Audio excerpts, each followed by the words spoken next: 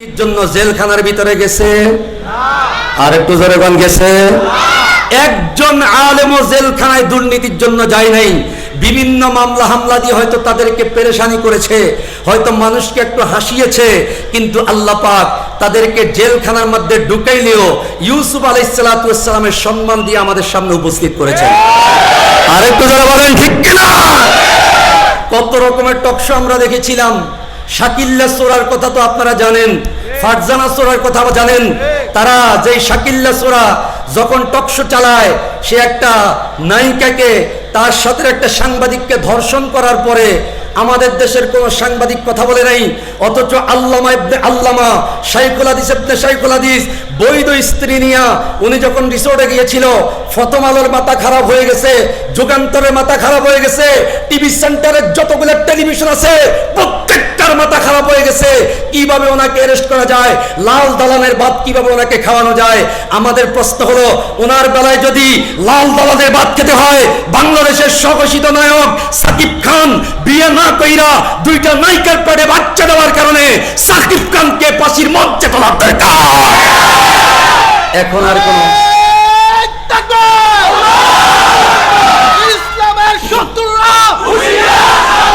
হুঁশিয়ার সাবধান, ইসলামের শত্রুরা নারায়ে তাকবীর।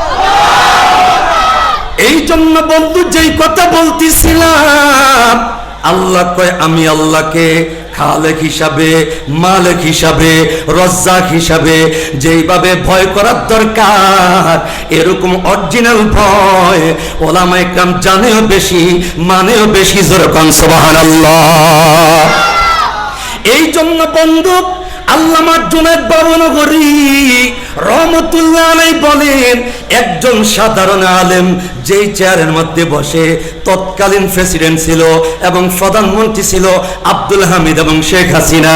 উনি বলেন, একজন সাধারণ আলেম যেই চেয়ারের মধ্যে বসে, প্রেসিডেন্ট আব্দুল হামিদের চেয়ারের চাইতে, প্রধানমন্ত্রী শেখ হাসিনার চেয়ারের চাইতে একজন আলেমের চেয়ারের দাম আমার আল্লাহর কাছে কোটি কোটি গুণে বেশি।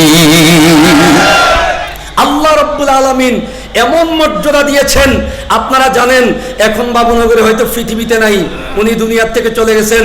জালেমের কারাগারে ওনাকে নির্যাতিত করেছে, নির্যাতন করেছে, ওনার উপর বিভিন্ন রকম নির্যাতন করে ওনাকে এক প্রকারে শহীদ বানিয়ে দিয়েছে। কিন্তু বাবুনগরের কথা বললে প্রত্যেকটা মানুষ মন থেকে দোয়া করে কি করে না? কথা বল না কেন? কিন্তু যারা দিনের ভোট রাইতে কইরা, যারা বাটপারি সাটপারি কইরা এই দেশে ওলামায়ে কেরামকে জেলখানায় ঢুকাইছে, এখন মানুষ তাদেরকে জোতার বাড়ি আর ফিসার বাড়ি দেয়। আরো বলেন ঠিক কিনা? এরা বলছিল আমাদের নামগন্ধ রাখবে না, আমাদের নামগন্ধ আছে ইনশাআল্লাহ, থাকবে। আপনারা বিশ্বাস করেন আর না করেন, এইটাই বাস্তব। আগামী বাংলাদেশ হবে ইসলামের বাংলাদেশ। আগামীর বাংলাদেশ আল্লামা মামুনুল হকের বাংলাদেশ। এই জায়গার ভিতরে কোনো রামবাম আমাদের ওই দিনে বিশ্বাস হয়ে গেছে। যেদিন মামুনুল হককে ধরে নিয়ে গেছে, অনেকে বলছিল কিভাবে সম্ভব, উনি ইউসুফ আলাইহিস সালামের মর্যাদা পায়া, ইউসুফ নবী তো মন্ত্রী হয়ে আসছে, আমাদের সামনে এখন ঝলঝল করতেছে। আমরা যদি ওলামায়ে কেরাম এক হতে পারি, কোন রামবাম আমাদের দিকে তাকাইতে পারবে না। খোদার কসম, মামুনুল হককে আল্লাহ মন্ত্রিত্বের চেয়ারে বসাবে। জোরে বলেন ঠিক কিনা? কত দল গেল আইলো, গেল আইলো, গেল আইলো, নিরাপদ একমাত্র বাংলাদেশ ওলামায়ে কেরামের হাতে। আরো জোরে বল, জোরে বল ঠিক কিনা? এই জন্য বন্ধু যেই কথা বলতেছিলাম, একমাত্র দেশটাকে সংস্কার করে দেশটাকে শুদ্ধভাবে পরিচালনা করা, এটা ওলামায়ে কেরামের দ্বারাই সম্ভব, আপনাদের দ্বারা সম্ভব হবে না।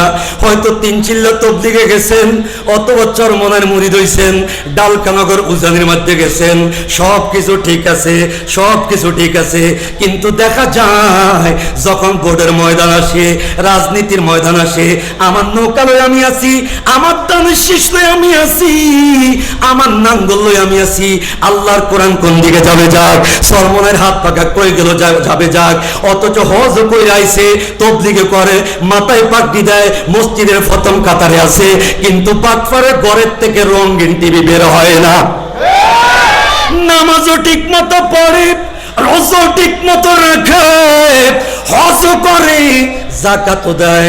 আয়েশা ঘরের মধ্যে রিমোট টিপ দিয়া একবারে ছায়া ছবি দেখে, গান দেখে, নাচ দেখে, আকাম দেখে। যদি নাতি মাদ্রাসায় পড়ে, দাদা গো আপনি এমন কাম করেন কি লাইগা?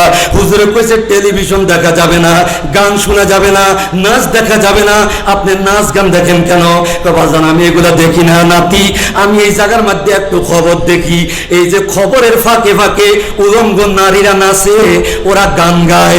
নবী কয় আর আল্লাহু আকবার, আজ-জিনা রুকিয়াতুজ জিনা, আল-গিনা রুকিয়াতুজ জিনা। গান হলো জিনার মন্ত্র। মন্ত্র যেরকম সাপকে টাইনা টাইনা নিয়ে আসে, গান বাদ্য জিনাকে নিজের দিকে এইভাবে টাইনা টাইনা নিয়ে আসে। বিশ্ব নবী ডাক দিয়ে কয়, উম্মতেরা রে, তোমরা গান বাদ্য নিয়ে ব্যস্ত থাকো। গান বাদ্য নিয়ে তোমাদের ঘরের মধ্যে এত বড় আমির সাহেব, এত বড় ফির সাহেব, এত বড় মুফতি সাহেব, তোমার ঘরের ভিতরে তুমি নিজের দাবি করো আমি মুফতি। জীবন ও মাদ্রাসার বারিন্দা যায় নাই। কেমনে মুফতি হয়েছেন? তবলিগে 3 চিল্লা লাগাইয়া দরবারে দরবারে ধইরা। আমি আপনাদের কাছে জিজ্ঞেস করি, মক্তবের মধ্যে লেখাপড়া কইরা অন্তত 1, 2, 3 ক্লাস পর্যন্ত পড়ছে, আর জীবনে কোনোদিন তবলিগে যায়া সারা জীবন তবলিগে কাটাইয়া মক্তবের বারিন্দাও যায় নাই। এমন তবলিগের আমির কোনোদিন একটা মক্তবের ছাত্রের সামনে কোরআন শরীফ তেলাওয়াত করতে পারবে কিনা?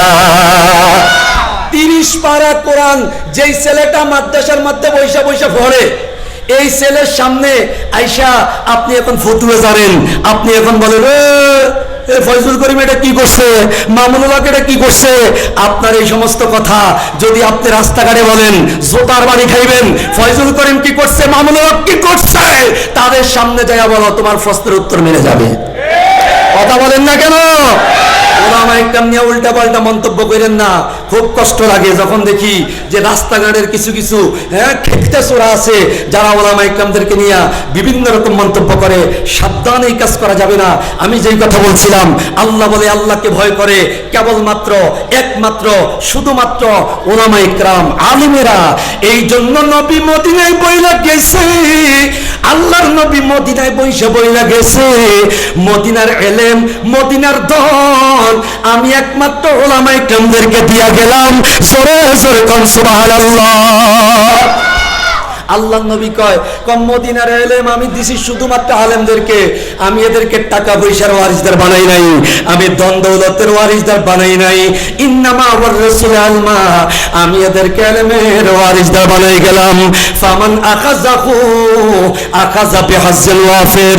নবী কয় কোরআনের এলেম যারা পাইলো, হাদিসের এলেম যারা পাইলো, এরা বাম্পার পাইলো। জোরে কোন সুবহানাল্লাহ। নবী কয় ফামান আখাযাহু আখাযা বিহাজ্জিন ওয়াফির। কোরআনের ইলম জ্ঞান যারা পাইছে, হাজ্জিন ওয়াফির মানে দাম বাম্পার পাইছে। দেখবেন দানের মধ্যে যদি ফলন ভালো হয় তখন লেখে দানের মধ্যে বাম্পার ফলন, তরমুজের মধ্যে যদি ফলন ভালো হয় তখন লেখে তরমুজে বাম্পার ফলন।